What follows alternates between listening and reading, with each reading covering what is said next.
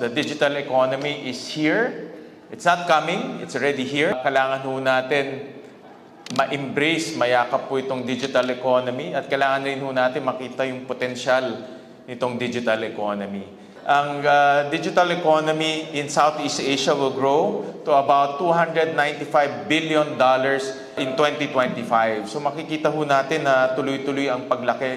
At here in the Philippines, ganun rin ho nakita ho natin, lumalaki po yung digital economy. We also saw that all the segments of the digital economy is growing, from e-commerce, to transportation, to online travel, to online media. All facets are growing.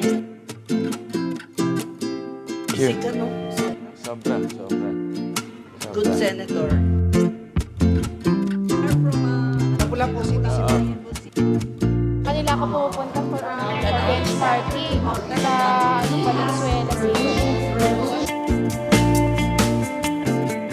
Medyo kulang po yung pagtuturo po ng digital-related subjects sa ating senior high school. Yan naman po yung inaayos ho namin sa Committee on Basic Education. Dahil yung trabaho sa digital economy, nandyan eh. Lumalaki yung digital economy, it's growing, even after the pandemic.